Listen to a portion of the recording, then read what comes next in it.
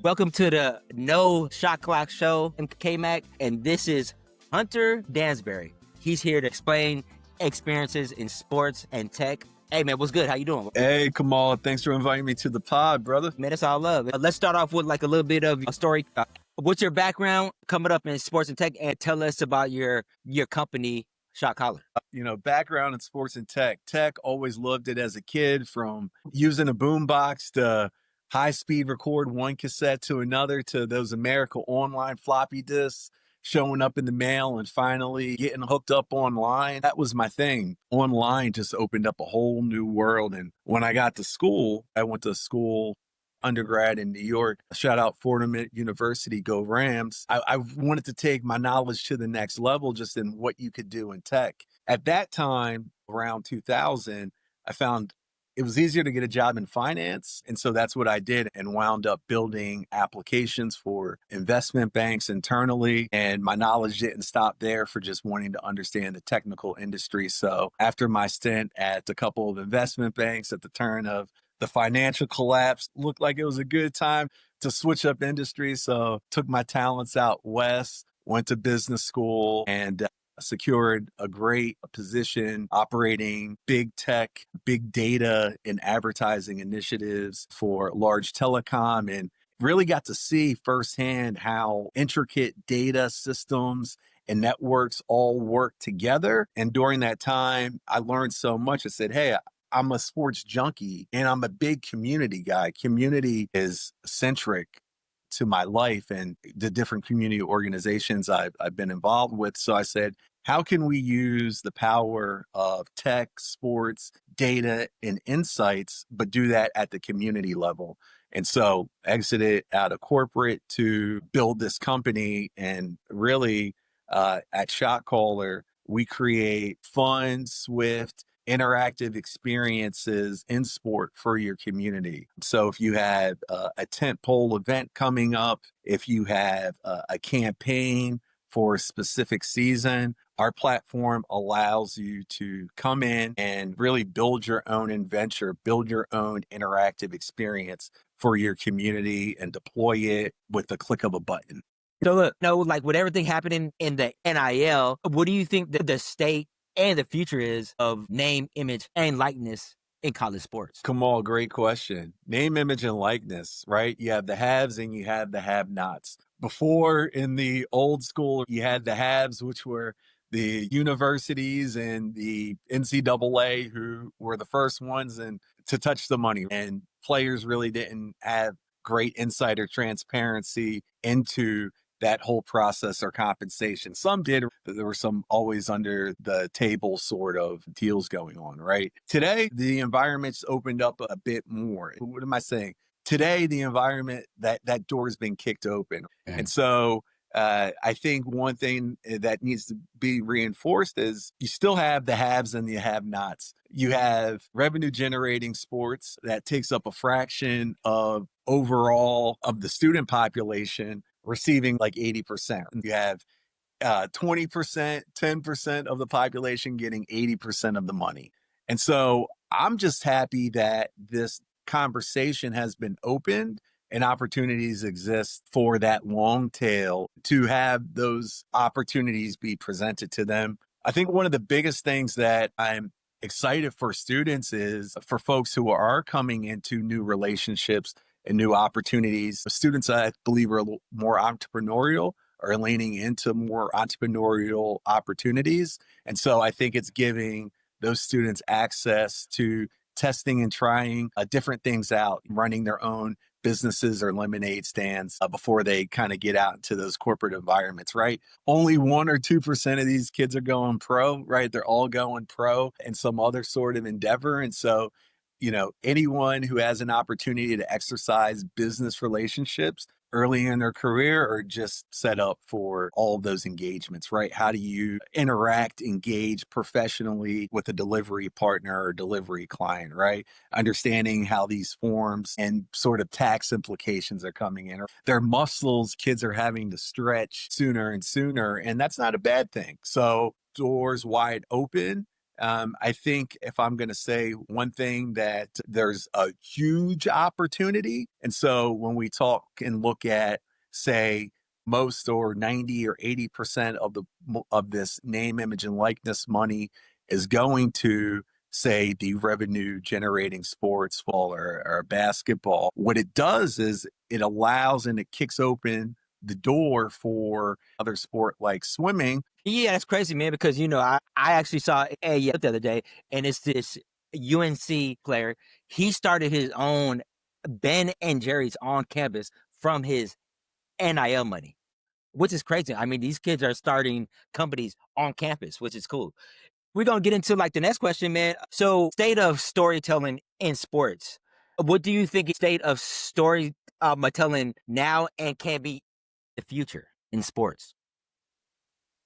So storytelling now and in the future. Today, I think if you look around at storytelling, it's very visual. And a lot of brands historically probably have led with this visual storytelling, picture storytelling. The biggest social media platforms, right, are video based or they're picture based. So you see a lot of storytelling today just around pictures, right? A picture says 1,000 words. At least my opinion is platforms are shifting. And so you have all this, not everyone likes taking photos. And so you have artificial intelligence and other tools that everyone who's been the best photographer and your content has stood out. Now the playing field is going to be a bit equalized. And so there's going to be a lot more images out there, which is doubling down on how stories are told today. If you're talking about storytelling going forward, I think storytelling is going to be more data forward in this new era of data ownership, being able to take your own data with you. You're going to be able to take those pictures or that content and create 1,000x derivatives of, say, questions about that story or sort of interactive elements about that story, or the picture began here. What's the natural next progression of that story that may not be visual? Maybe it's a location of where the person went after they won the championship or after they lost a game.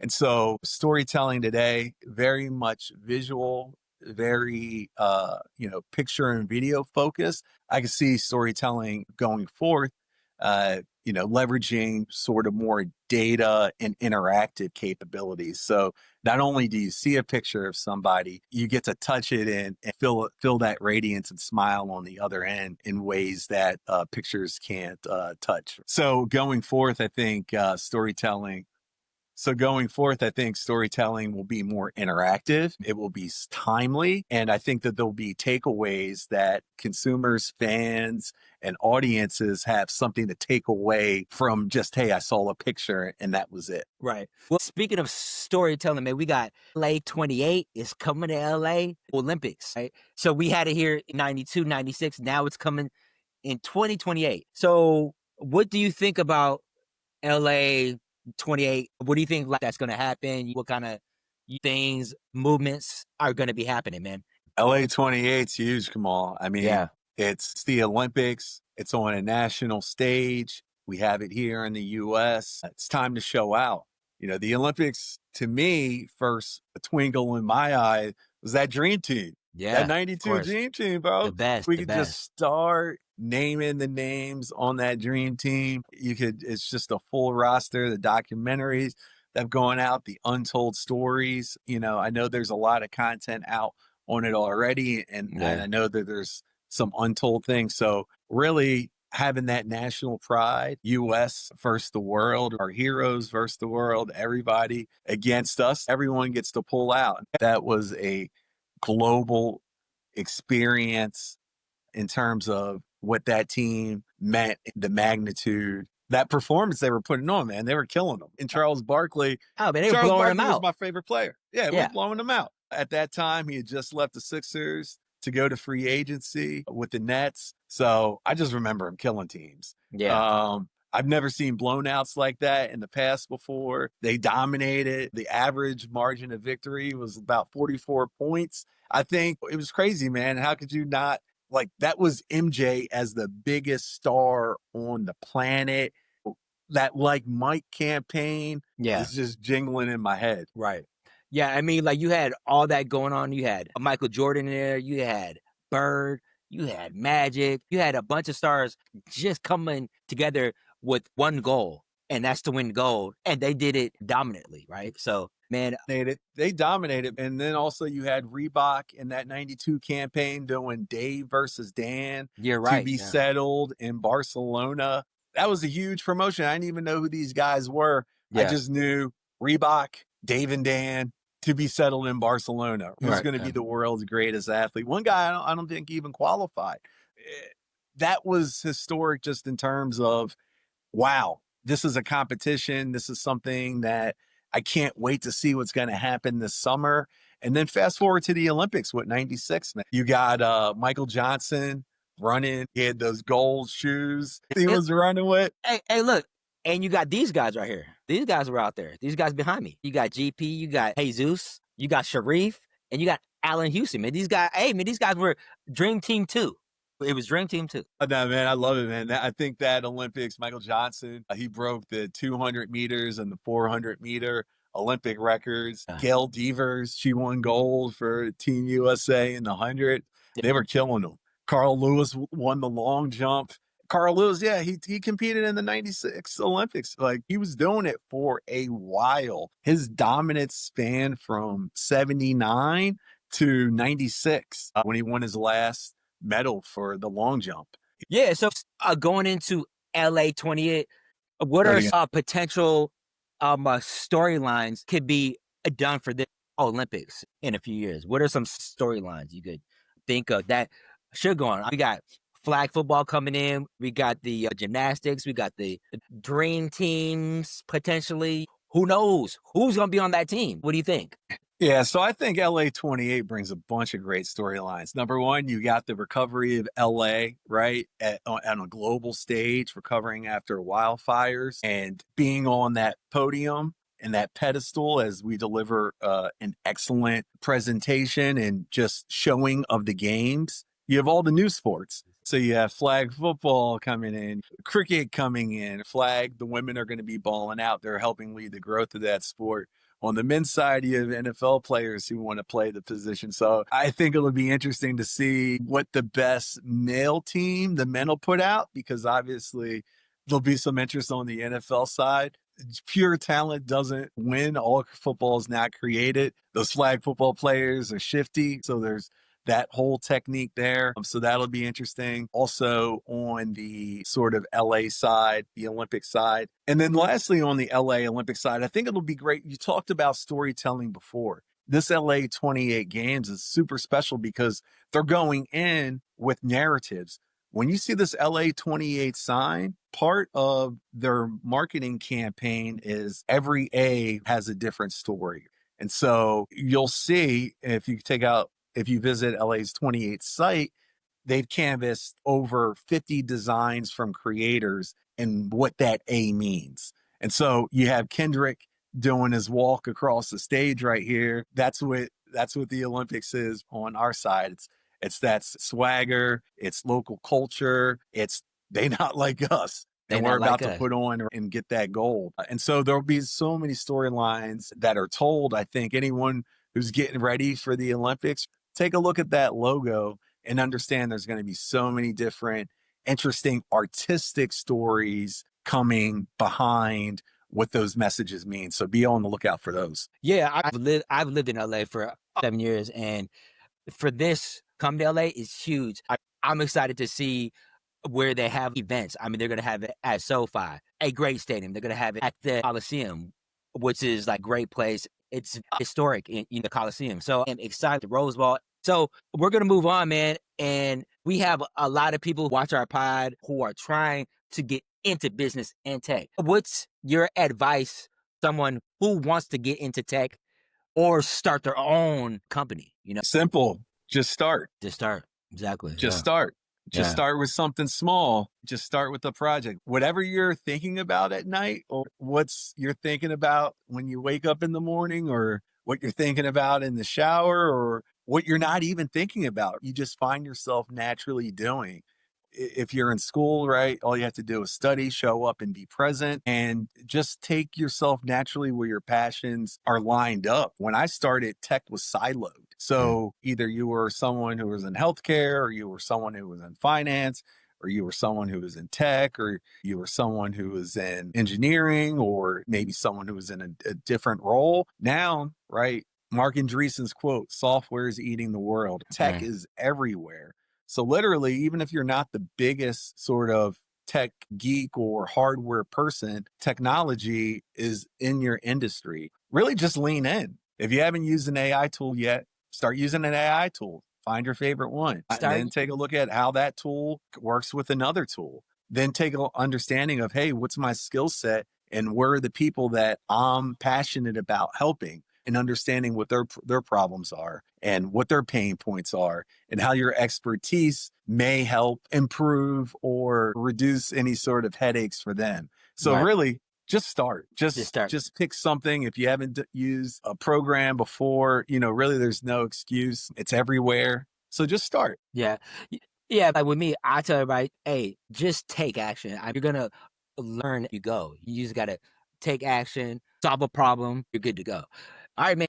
Speaking about tech, man, we met in the early 2010s in the Bay Area, San Francisco, Silicon Valley. But during that time, you had a lot of sports teams. We had the Warriors, had the Giants, Oakland A's, and we had the 49ers. The Giants and the Warriors, during that time, they were winning a lot of chips. How was your time there in the Bay Area overall, and how did it shape you where you are now? Yeah, my time in the Bay Area was great. I mean, that was my dream place to be. I wanted to be on the doorstep of Silicon Valley and be in that world, and was something that I had seen in movies and really was just a dream. And so the ability to go out there and further my education, and be it there at a time when companies like Uber and Lyft didn't even exist yet, right?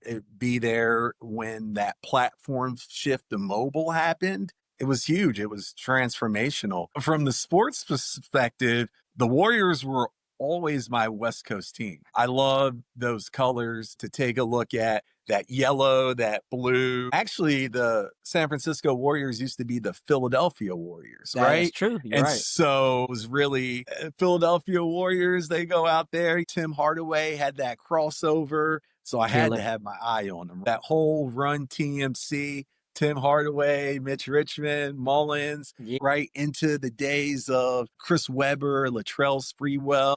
Don Nelson had them on that run and gun style. That Don Nelson team, they became the first 8 seed to beat a number 1 seed in a 7-game series. They beat the Mavs.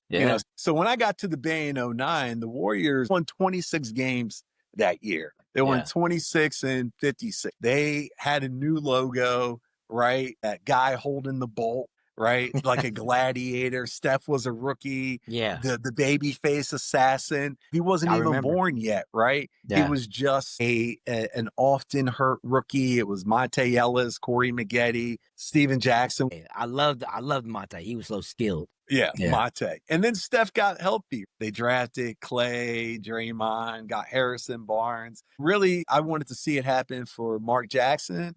I remember Reggie and Mark Jackson used to battle the Bulls back in the day. I wanted them to win for Mark, but look, they got Steve, and the rest is history. So that's when the Warriors became must-watch TV. As a basketball fan, I felt like I was seeing something special every night in and night out. As a Sixer fan, that's what you got to see when you got to see Iverson.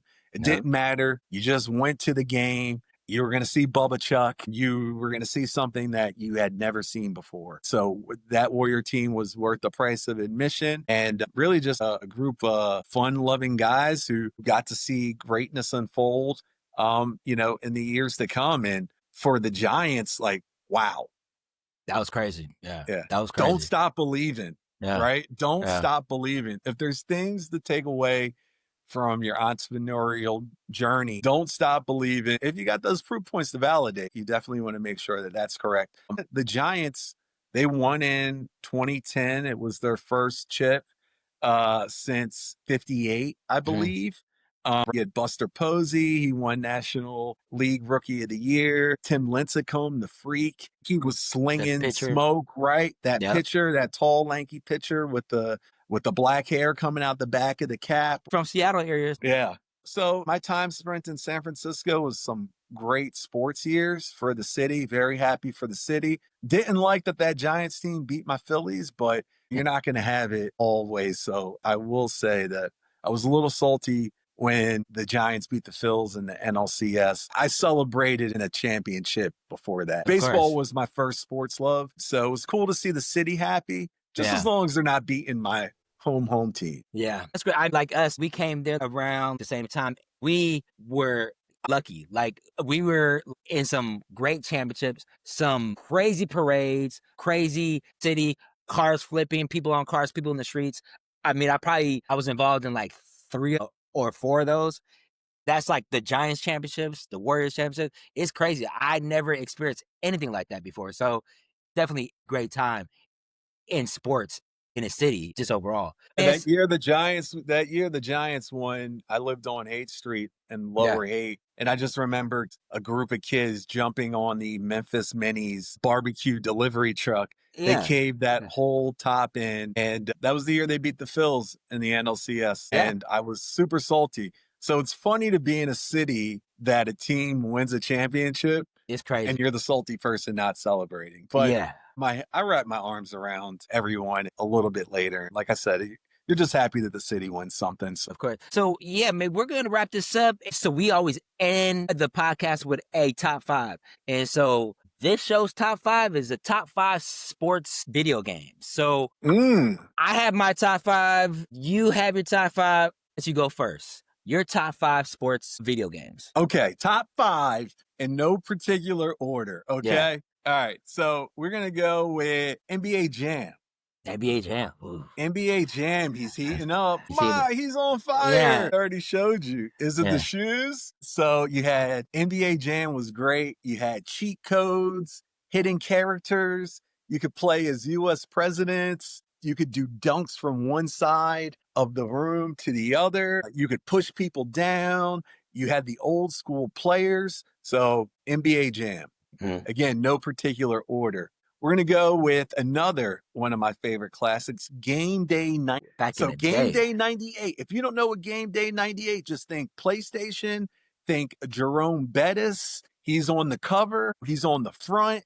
That's the OG PlayStation. It was the first football game to have the polygonal graphics. Crazy. You had 30 football teams, past teams, Super Bowls. So not only did you have crazy graphics, they had all the old school teams. It was one of the first, richest, deepest rosters of old school teams that a team had. Plus, again, the bus was on it. I think I had a chin strap or was trying to grow a chin strap at the time. So I related to Bettis as a husky running back, played fullback in high school. So the Game Day 98. We're going to go another one on the Genesis, NHL 95. Ooh, okay, so Genesis. I'm going hockey. Yeah. So the reason I'm going hockey is you got to switch up the sports. So I used to play with a lot of times. If I wasn't playing with the Flyers, I was playing with the best team, which was the Chicago Blackhawks or the Detroit Red Wings. So on that Blackhawks team, you had Jeremy Roenick, Chris Chelios, Eddie Belfour, and net. And on Detroit Red Wings team, oh my God, you had Steve Yzerman, Sergei Fedorov, Chris Osgood between the pipes. And if I was the Flyers, I could just bulldoze people with Eric Lindros. Number 4, I'm going to go Tony Hawk 2. Oh, I forgot about that. I should play Tony that. Hawk for Dreamcast. That game was crazy. The Dreamcast graphics, although it was a short-lived system, graphics went crazy. The music, the soundtrack was dope. It showcased Kareem Campbell. He was a black skateboarder with a do-rag. I didn't even know brothers were skateboarding like that. Kareem Campbell out of Harlem, New York, showcased in Tony Hawk 2. So it was great, man. We can talk about representation in video games later, but that's a whole for another day. Great tracks. Great soundtrack was off the chains too. So that's 4. Okay. So that's 4. So we're going to go with one that's a little bit more obscure. So this is number 1 for fun. 4 words, world class track meet with the power pad on the original Nintendo. Oh, Just cue the I music remember up that. right now. World class track meet on the Nintendo. I Let's remember go. that as a kid. I remember that. Hey, Yeah. man, that's dope. You brought back some nostalgic games. Absolutely, For sure, absolutely. For sure. You had the 100-yard dash, you had the long jump, you had the triple jump. I remember 6 that. players. It was family fun. We talk about the Olympics.